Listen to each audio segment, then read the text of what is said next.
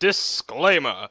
This video contains my own opinions. If you do not agree with my opinions, that's absolutely fine, as the intent of this video is to not force others that my opinions are the only ones that are right. Thank you very much for understanding, and please enjoy the video. Alright, hello everybody, I'm Simi99. This is something that's gonna be, it's a new sort of segment that I'm doing. I'm still trying to figure things out with multiple different, sort of new ways of doing my channel. Also, sorry I've been gone for, over a year now. I've had a lot of stuff been going on, but I wanted to make this video because, well, the game, well, you've seen the title, it's about Sonic Mania. It's my thoughts on Sonic Mania as a whole. And the game's been out for, I want to say, over a week now. No, probably 2 weeks now, probably. And, you know, I feel like it's a good time to sort of see as a whole, where this game stands, considering I am a major Sonic fan, as you probably guessed by my bloody logo, for God's sake, and, well, a lot of the content on my channel. So Sonic Mania. Well, let's start off with what it actually is. In short, it is a classic Sonic game, which has been sort of, created by fans for fans. That's the best way I can describe it. It's a classic Sonic game which is created by fans for fans. And I think, personally, when I first played the game, I was, I was wrapped up in nostalgia so much. I loved, every sort of reference, and oh my gosh, I'm not gonna spoil too much if you still haven't played the game, because I know it just recently came out on Steam.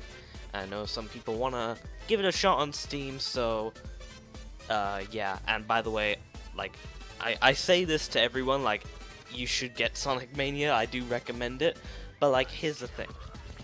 If you take, when I take off my nostalgic glasses, what do I see? I see most of the same thing that's that we've seen.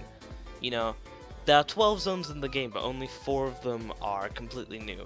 I like the fact that even though they are using old zones, the old zones do have sort of a mix of other zones from past games, if that kind of makes sense. Again, if you've played classic Sonic games, you might know what I mean. But if you take off the nostalgic glasses, I honestly gotta think that what you have is a game, still a good game, don't get me wrong, but a game that I think that people that don't have that sort of classic Sonic nostalgia or something like that, I don't think they could really find as much enjoyment as most people. Now here's the thing, that's obviously what franchises do, is they reward people for, you know, being a fan. You know, they put in these little references with each new game, but I feel like this game does it almost a bit too much, I want to say. Okay, never mind, I am going to go for a bit of spoilers here, but take the second boss of Chemical Plant Act 2, which is a reference to the Mean Bean Machine, or Puyo Puyo, on the Sega Genesis / Mega Drive.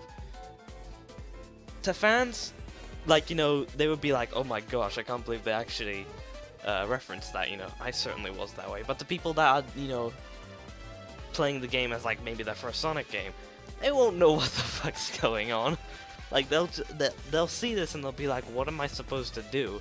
Because, you know, maybe they haven't played Puyo Puyo or Eggman Mean Bean Machine, or maybe I don't know. And so that's the thing that sort of worries me with Sonic Mania, is the fact that, you know, you take off your nostalgia glasses and you look at it as just a core game. It's, don't get me wrong, as a platformer, I feel like it's still a great game. It still gets the control of classic Sonic down to the T. They emulated it so well. I feel like I was playing the original classics all over again with the controls. But, you know, I feel like people will have a hard, if this is your first Sonic game, then I feel like people will have a hard time getting into it. Because I know I've seen people. I'm stuttering. This is really unscripted. I'm sorry, but I've seen a few streamers play the game for the first time, and some of them were enjoying it because they probably have seen like certain Sonic bits before playing it, but like others, sometimes they were like completely confused because they just don't know like sort of what to sort of do it like expect in a Sonic game, which is entirely understandable. If it's their first Sonic game, then of course you're not gonna know what you're doing. You're not gonna know that, oh yeah, but staying in the top path will give you like extra goodies or whatnot, or holding down to curl up in a ball will make you go faster down a hill or something, because again, it's about getting used to that. And I know that's typical for every game, but like again, I feel like this game relies too much on the nostalgia factor and the fan base in general. Like, I'm not saying that's a bad thing, because it most certainly is a good thing. Fans have been wanting like a new sort of classic game for a while, and this is a good step in the right direction. And giving guys like Christian Whitehead the opportunity to make official Sonic games is amazing. I really want him to do more stuff. I really want to see where he goes with this, really. But like, my point is that I think it just about makes it as a good enough game on its own. To a Sonic fan, it's the best thing in the world, but to somebody who's not necessarily a Sonic enthusiast, and maybe is like only giving it a go just once, if you didn't like, and again, if you tried the classics and you didn't like what you played there, then you're probably not gonna like it here. Let's be honest here. And I will, like, the other side of the argument is, I've seen people say that, oh, this game is so bad for Sega because they're just rehashing like the same old material. And the only thing I see to that is, look at what literally every other like gaming company do. Let's be honest here. People like Call of Duty games are like, in my eyes, they are like almost the same content. Mario games are like almost the same content. Like game companies that constantly make sequels of games for recent platforms, they're gonna reuse the same sort of overall basic content, maybe add a bit more content. That's essentially what like sequels of video games today are. Like, take even like fighting games, for example, racing games, it's all rehashing like the same sort of core content, but making it unique so that it's not exactly the same game. And Sonic Mania is, in my opinion, it is definitely unique enough to stand out as its own game. But again, to me, it relies too much on the fact that it's nostalgic. I mean, for God's sakes, it's like the 15th. Okay, no, not 15th, but like this is, I don't even want to count it. Like so many times we've gotten Green Hill Zone in a bloody Sonic game. It might as well just be the first zone in every Sonic game from here on out. I mean, hey, look at Mario games. They have a sort of plains level as the first level in their Mario game, although I don't think Mario Odyssey will, which is kind of awesome, but yeah. Anyways, that was just my opinions on Sonic, on like Sonic Mania as a whole, like as a game. And if I wanted to gush at like as a fan, I would.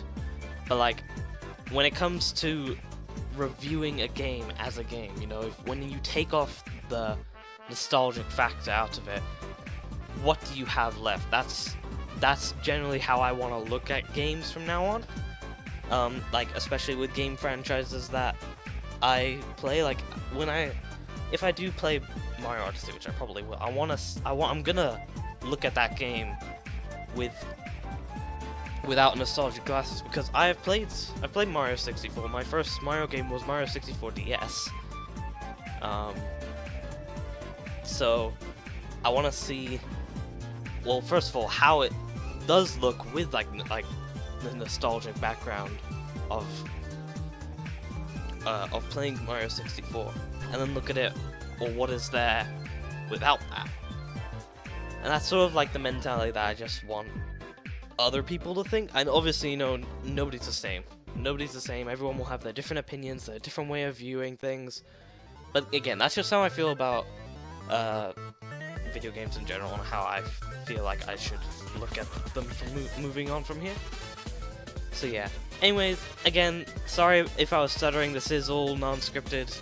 I just wanted to sort of make a video about like this, especially since, you know, it's Sonic Mania. It's like one of the best reviewed Sonic games in a bloody while. Like, thank God. And I am looking forward to Sonic Forces because I started out with like the boost type formula gameplay with Sonic Unleashed and then Sonic Generations.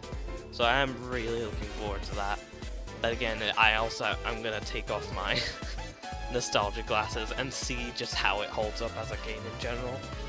Which I know most people are gonna do with that game, considering it's like the next big 3D Sonic game. And you know, 3D Sonic games tend to cause controversy in the Sonic fanbase. Oh, I hate the Sonic fanbase so much. I'll go into detail, like, as to why I don't in particular like the Sonic community, as a whole in general, in another video, just because, well, I think we'd be here for about an hour.